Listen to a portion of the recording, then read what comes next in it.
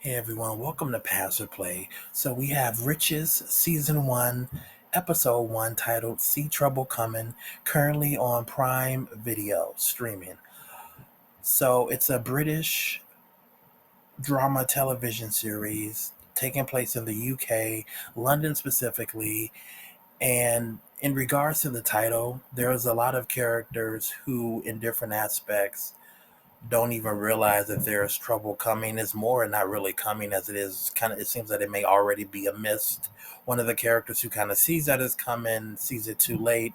There's another character who doesn't even realize it at all until the very end of the episode. And then there's another character who was kind of told and just kind of disregarded the warning. But either way, right off the bat, I love British accents. The fact that they're, Nigerian, black, and they have these British accents, I thought is really cool.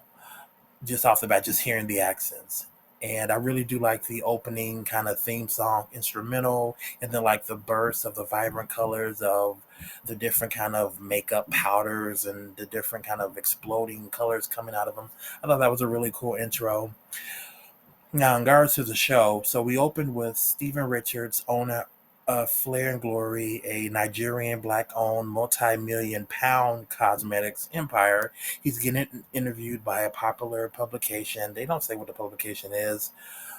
And he's getting asked these kind of rhetorical questions like, were you held back because of discriminatory practices? Is racism real?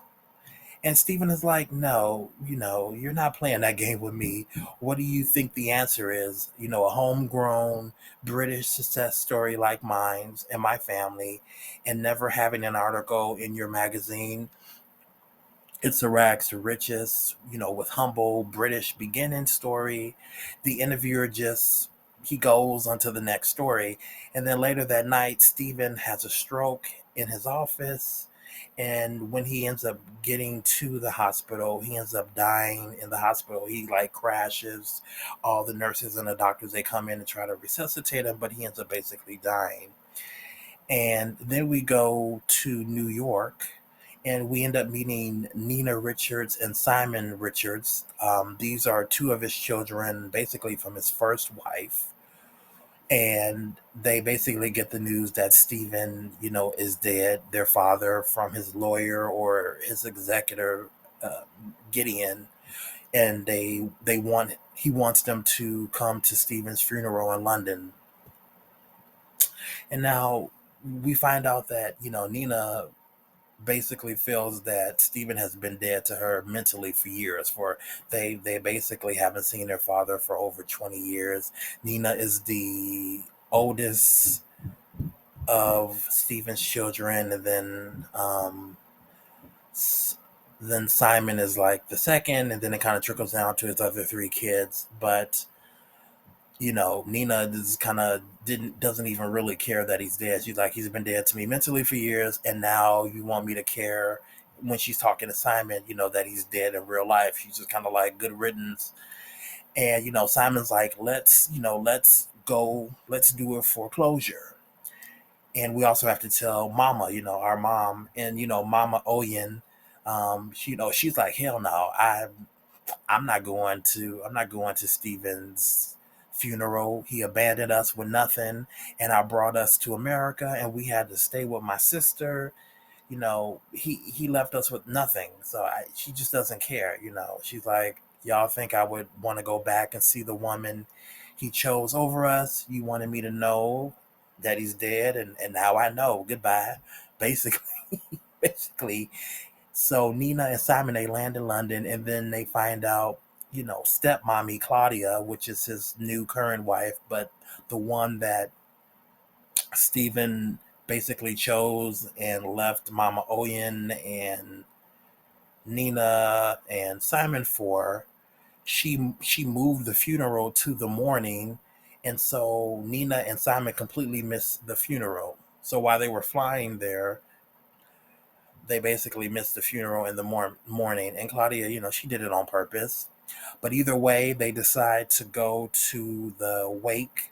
So they go to Stephen's property for the will reading.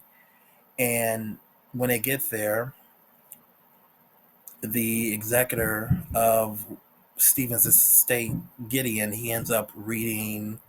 Well, he doesn't actually read the will. He ends up playing this recorded video that Stephen recorded where he reads his last will and testament. And basically, he just kind of starts naming off people that he's kind of leaving some money to. His long serving secretary, Maureen, she gets £1 million. And we're in the UK, so it's pounds and not dollars. But his two sisters and one brother, they get £500,000 each. His wife Claudia, she gets the house, which is a very nice house. If you've seen the episode, and they say appropriate income. They don't say what that number is, but maybe appropriate to her lifestyle. Maybe since they've been married, I guess. Then their three children, Gus, Wanda, and Alicia Richards, they get a total of 30 million, but basically they get 10 million pounds each. That's split up between all three of them. And then they also have an inheritance, like an inheritance fund that will be available to them when they're 40 years old. And you know what ends up being the shocker is he leaves all his company shares to Nina and Simon. Now we don't know how many shares that is. Does he have like 50% stake or 80, 90, whatever?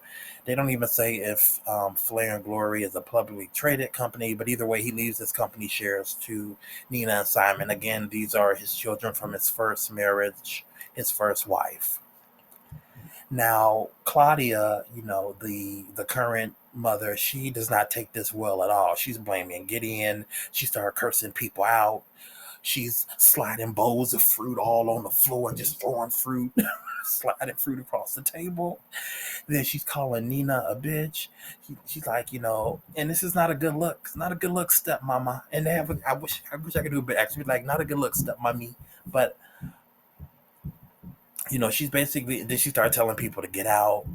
Then she calls Nina a little girl, and she's like, "I will take you to court to get what's mine." Then says, "I'm not like your mother. I won't take this lying down." And then Nina like, "What you say about my mama? Say it again, ho." She didn't say that, but that's the way she looked at her. And she's like, "Claudia, say that again." And then Claudia just looked, I'm gonna be Claudia. Don't say nothing. Quiet. Claudia gets quiet then. It's like, you're going to put some respect on Mama Oyen's name, okay? Put some respect on Mama Oyen's name. And basically, Nina and Simon, they leave the will reading, and the brothers and sisters, Maureen, the executor, they leave, and then you just have the Claudia and the kids and the lawyer, the current lawyer for the company. They kind of stay behind there consoling Claudia because she's just fraught, overbrought with she just doesn't understand why Stephen would do that. All right, so let's talk about the UK Richards, for a moment. So you have wife Claudia, who is having an affair with the company lawyer Andre, who she basically put who she basically put into Flair and Glory, and she ended up getting Gideon fired because Gideon was kind of he was initially working for Flair and Glory, but Claudia didn't trust him, and so she basically got him out of there and put in this guy Andre to to have someone on the inside of Flair, and she didn't trust Gideon, and most likely she couldn't, control him or manipulate him or whatever. So that's why she got Gideon out. But Gideon still remained the executor of Stephen's, will. He may be, Stephen's like personal lawyer and not just necessarily the company lawyer. So Andre is for the company because I guess that's what Claudia wanted, but either way, he still was working with Gideon because I guess he trusted Gideon and he didn't trust Andre. But again, Claudia's having an affair with Andre, so he can keep, feeding her information on what's going on the inside of the company. But she also has this, I will do whatever it takes to get what I want kind of attitude or vibe. And ultimately, at least in this first episode, she is not coming off very likable. And The children, I would say the children off the first bat, their children, their three kids off the first bat are kind of cliche, at least kind of like just observationally speaking. You have Gus, he's kind of, they have him as, they show him off as kind of this rich party boy who feels he can never measure up to, dear old dad. They do have this scene where he's like pulled over by a London cop, for he's not I think he was driving above the limit. They ended up doing like an alcohol test. It was below the number where he would have gone in, but the cop was taking his time, saying that Gus had a nice car. Basically, he was kind of being racially profiled, more or less. And Gus is like, I was speeding because I have to go see my father who's in a hospital. And the cop is just, taking his time, just being ignorant. Then we have the daughter Wanda. She comes off like spoiled rich daddy's girl. She's also a social media influencer. And then we have the third child, Alicia, who looks like she's married, but she seems to be the more level-headed, the more like centered child out of the three. And then you have Nina, who's the eldest of the richest children because she's the firstborn. But this is really her show. This is her show. I can tell that. You can kind of tell it off the bat. I haven't even seen the episode yet, but I will say if the actress Deborah Ayorinde plays Nina in a more nuanced, layered way with like complexity, then the rest of this season or rest of the episodes will be good. Right now, she's angry and not dealing with her emotions, which I understand for this episode. But I think in order for it to remain good, she's gonna have to, we're going to probably get. They did show some flashbacks in this episode, but more flashbacks that give a little bit more levity to what happened between Mama Oyen, Nina's mom, and Steven. Not just telling us, but showing us. They already started doing a couple, like some flashback scenes. So I have a feeling we're going to see some flashbacks, probably of what happened between Mama Oyen and Steven, and maybe when Claudia got introduced, 20 or some years ago. So we may get some flashbacks on that. So I'm kind of excited for that, just to, see what they're talking about, rather than just kind of telling us what they're talking about. And then you have Simon, the second, I believe he's the second oldest. I think at one point, basically when Steven tells Mama Oyen, that he's leaving or he has this new family, Claudia was already pregnant, I think, with the oldest, Gus. So I believe Simon had already been born. But either way, Simon's like the second oldest. I like his character. He brings more of a comedic kind of feel to Nina. He gives her, he kind of calms her down, helps keep her balanced. He supports his sister and his mom. But he's funny. He brings a little bit of comedic timing to it. He does have a boyfriend in the U.S. Their life is in the U.S., not in the U.K. They just kind of went here. They're coming for this funeral. All right, that was just me giving you guys a little bit about the siblings and all that, and Claudia, and then they did. You meet Mama Oyen for like a couple minutes, but she seems more like regal, reserved.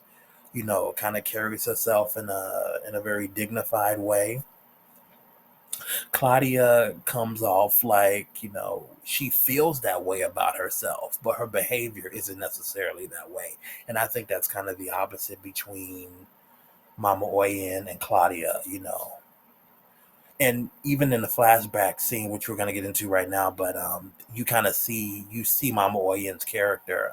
Claudia is a little bit different. It's not the same kind of Mama Oyen and Claudia. They're not they're different types of women. But so then in the show, we go to this scene with Nina as a little girl with Mama Oyen. They're shopping in this hair store in London, and they're being followed obviously by the Indian owner. And I mean, he's obvious because Nina's like, she's like maybe, I don't know, 6 or 7 in the flashback, and she's like, "Why is that man following us?" The kid noticed. Not even her mama noticed too, but mama was just like, "I'm just gonna keep getting our products or whatever that we need." And she's just kind of minding her own business, putting stuff in her little, the little curing shopping cart, whatever. And the guy has no tact, it's at all. He gets upset when Mama Oyen calls him out and like, "Why are you following us? I want tell my daughter why you're following us." And then he threatens to call the police on them because he said, "Please don't get loud or stop getting loud, but then stop following people in your store or get a security camera like everybody else." I mean, it's like, shouldn't you be up front watching the register? And anyway, when she calls out, after she calls out the owner, she kind of moves up a little bit and just like drops the basket near the front. And she's like, "Let's get out of here. I'm not giving this man my money," which I wouldn't either. But she ends up turning it into a learning lesson and she basically turns it into a learning lesson for Nina of build and create businesses, spaces for Black people. That's what we need to do. We need to have our own businesses, our own companies, where hopefully this kind of behavior isn't going to be tolerated or allowed. Unless you're out here doing criminal activity, then yeah, get the hell out of my store. But she tells Nina at that point to, value herself and don't let people get you down or hold you back. Fight the power. Fight the power, basically. Fight the power. Stand up for yourself, carry yourself in a respectful way. Don't let people like this, tell you your value or your worth, basically. And I think that's a good thing to tell a child and to instill in a child. And I think and it was just a good scene, and it showed kind of like the character of Nina's mom, Mama Oyen. And this is maybe too when the idea for Flair sparked for Mama Oyen, because we find out Flair was Oyen's idea, but Stephen and Claudia stole it from her. And from this flashback that Nina remembers in the episode, she ends up going back to the hair shop, and she sees that the hair shop is still there, it's still open, and now it sells, Flair and Glory products, which I thought was a really cool full circle moment for her, realizing, she can do and be more than what she realized or gives herself credit for. Because instead of turning the company over back to the UK, Richard clan, Claudia and her 3 kids, and she's about to sign the documents, and then she ends up saying no. You know why she says no? Because Claudia in her mouth giving all the praise and glory to Stephen, the founder, the genius of Flair, and mom, and then and Nina's like, "No, my mama founded the company in her kitchen flat out in Finsbury Park." I'm assuming they're gonna give us some flashback scenes. I want to see those scenes. So I don't know what she did. She create some of the product formulas for some of their beginning product hairline products, or what did she do? Makeup or whatever it was. Was it just the idea? Because in the show Stephen does talk about how nobody would invest. He went to different investors, and nobody would invest initially in this idea for the company, and basically how he kind of did it on his own. So Stephen is maybe the business mind behind it to an extent, helping get the funds and different things like that. But it seems, Mama Oyen, she came up with the initial idea, maybe some of the products, the recipes, or something like that. But I feel like we need to see those. We need to see that in these other 5 episodes. I have a feeling, hopefully, we will. But either way, Claudia, once Claudia says that, Claudia's like, uh, no, I'm sorry. So Nina's like, my mama founded the company in her kitchen flat out in, Finsbury Park. And then Claudia's like, she couldn't hold on to it or her man. And then Claudia like basically be like, "What you say, ho? What you like? What you say about my mama?" And she just walks out. She's like, she drops the pen. She does not sign the contract or the documents to basically give Claudia and her kids the company back. She's like, you know what? I'm not giving this crap to you. And that's exactly what she could have did. And then Claudia's like, I don't deserve this. I'm like, but what about your children? And Claudia is very like, she has this very much me attitude. Again, she's just not a likable character. Maybe there's a reason why she's like that. Maybe we'll see some flashback episodes with her. Who knows? But she's like, I don't deserve this. I mean, at the end of the day, the company should more or less go to their children. I mean, of course, she can stay on in whatever role to make sure certain things, stay afloat. But the executor, Gideon, doesn't even believe that Claudia or the kids would keep Flair running successfully. So, you know, Nina in the US, she is like this marketing kind of, I guess you say she's like a marketing kind of genius. She's very good at her job in marketing. And Steven was keeping track of her progress and how she was working and moving up kind of the corporate ladder for the company that she was working for in the US in New York. So he wanted her to run Flair, it seems, or at least come back to the UK to help run it because she was showing that she has some business savvy and at least in marketing. But I mean, that could be adaptable to other instances in running the business. I mean, yes, assumingly she went to school, so I mean, she's not, she's smart. You can tell she's intelligent, but after Claudia says she doesn't deserve this, Simon's like, we didn't deserve to miss our father's funeral. And then he walks out. And then later in this episode, Nina lets Simon know that Steven called her saying someone is trying to hurt the company and him. And Simon was like, why didn't you tell me that earlier? And because at the time when she got the call from Steven, she didn't even, she was like, so she was like, I don't care. And she kind of hung up the phone.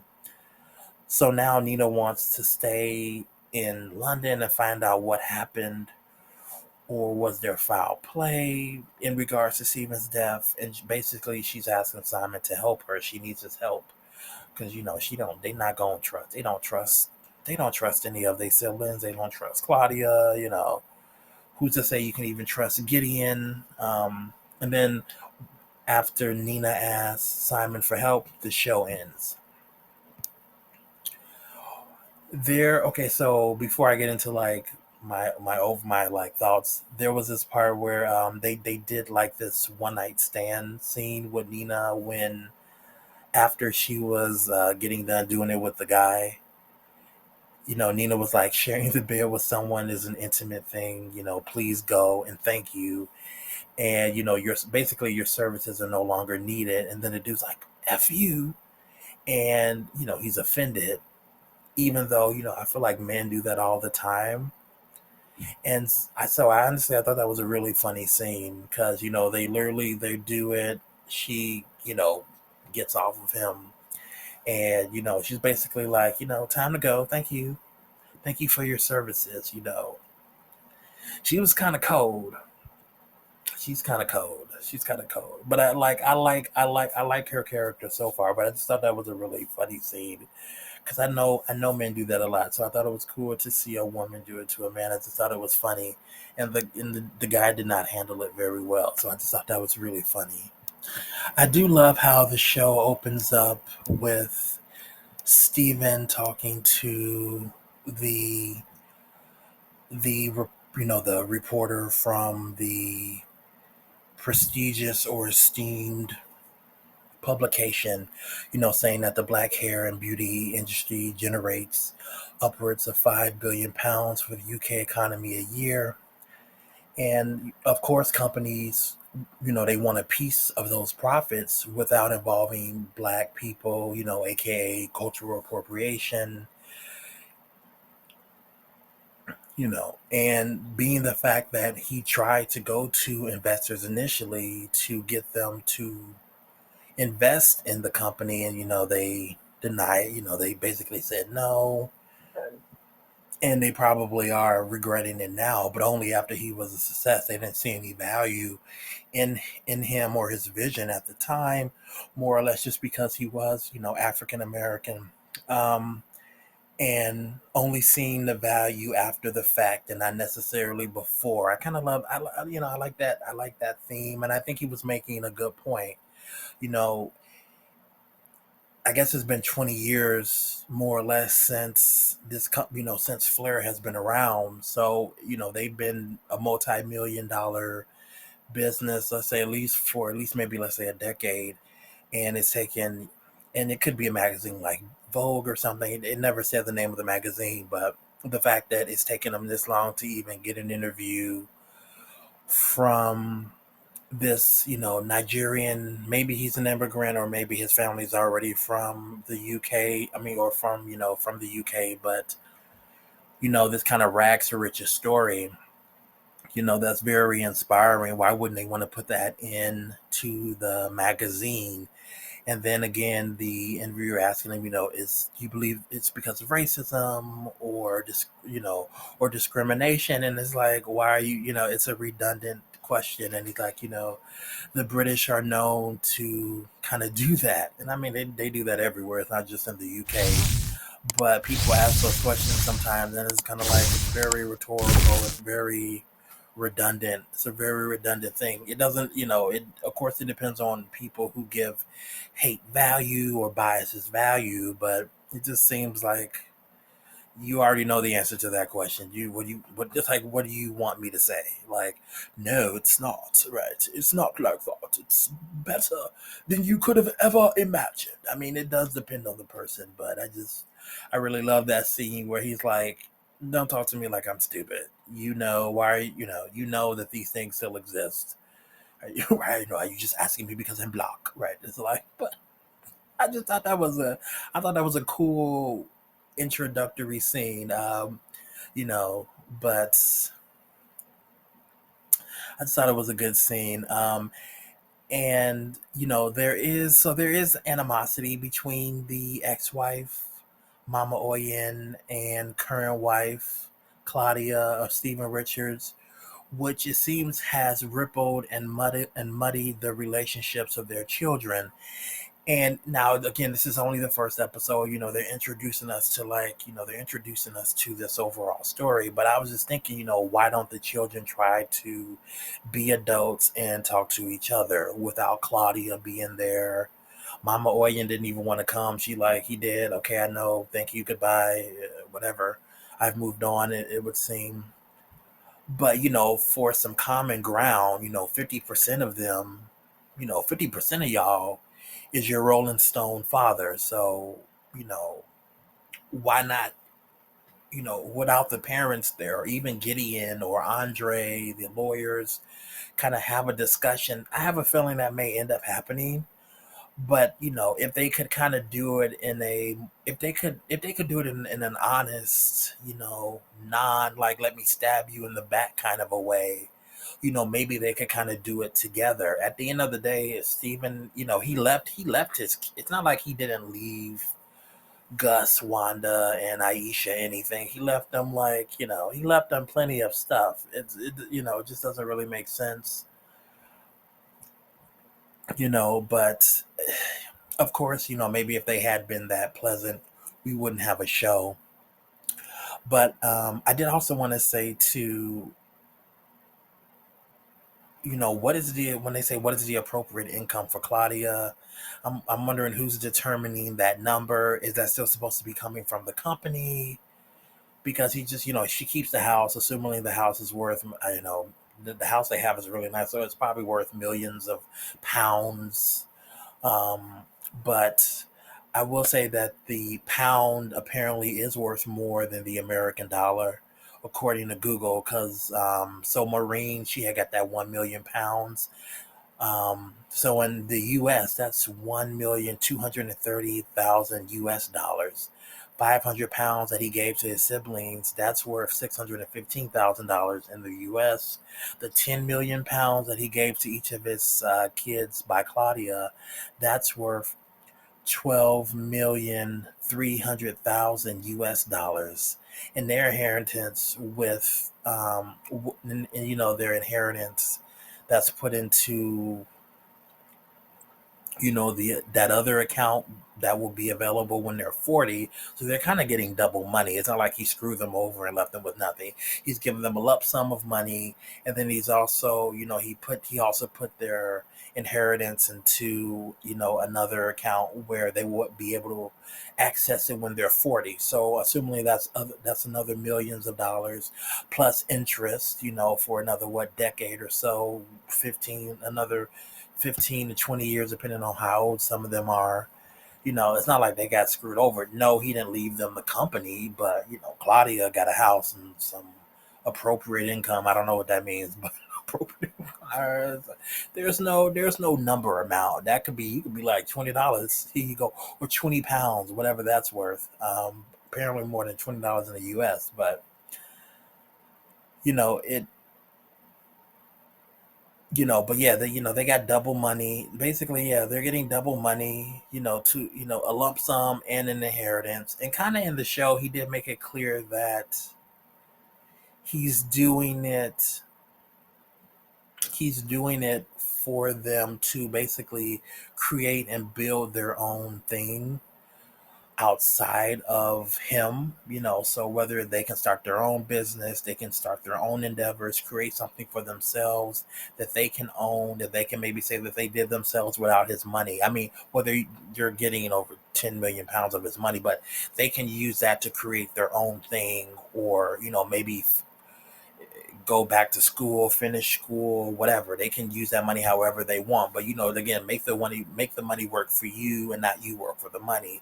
So find a way to use that money to basically get more money, however you're going, in a legal way, of course. But use the money to get more money, in a legal way.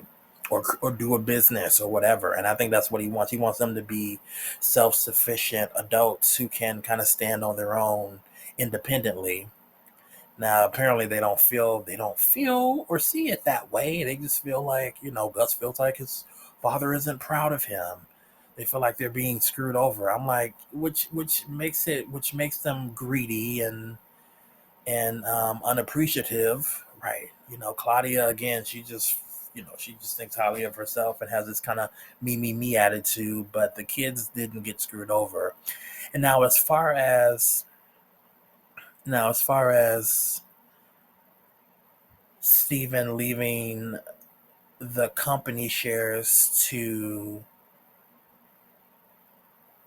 Nina and Simon, I think it's possible that Oyen, was the love of his life, and Claudia was like the replacement, or maybe the more kind of appealing alternative. They talk about that 80-20 rule where your wife is 80%, but the 20% Claudia came along, and he's like, ooh, here's this 20% over here.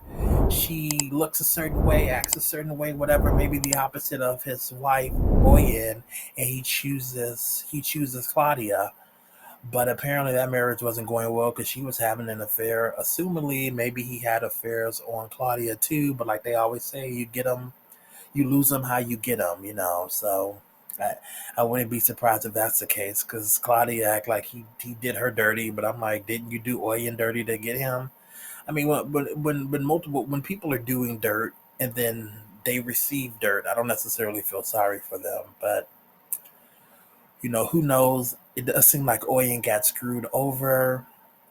And like in the show, Gideon said, he was trying to make amends for screwing over Oyen and her kids. So, I mean, he did make those choices either way. And I do respect Oyen because she's like, I'm not staying here in London. I'm not going to, watch you have this second family, and maybe in some instances it could have been seen selfish, because even though she didn't want to stay there and maybe be second fiddle or second to his new wife and their kids, Simon and Nina still technically deserve to know their father. But I mean, if she was being disrespected, and Claudia seems like she would have been that way, undercutting the time maybe Stephen would have spent with his kids, or trying to make herself more important than Oyen's kids, which I could see that. She was just like, you know what, you can, I'm not staying here. I'm not taking this crap from you or Claudia. You can have it all. Bye hoes. Bye. Let me go to America and stay with my sister, and I'm gonna figure it out for me and my children. And at the end, I said it earlier too. Oyen and Claudia, they're just different types of women, but yeah. I mean, so far I really do like this episode. I'm gonna do a review of each episode, so give me time. I'm trying, but life is going on. But either way, I don't think I have anything more to say. I do like the episode. It's interesting. I do love that they have British accents. It kind of does remind me a little bit of, to an extent, it kind of reminds me of Queen and Sugar, with this family dynamic. The patriarch or the father dies, and it kind of brings people together, whether or not they like each other. The relationships you know, are very rocky, to say the least, or the best. But it's, different landscape. We're in the business of cosmetics. They're multi-millionaires. They're comfortable with a certain way of living in life. It's a variation of that story in terms of like Queen Sugar, but it's very much kind of reminiscent of like the first episode of Queen Sugar, where different people in different areas living their lives. This one thing happens and it kind of brings people together. So this did kind of remind me of that. Not saying that they ripped it off. This show is its own thing, but it did remind me of that. But either way, if you like this review, hit the like button. If you have any comments, comment below. Again, I will be doing the remaining 5 episodes. Other than that, if you're not a subscriber, please subscribe, and I will see you next time. Bye.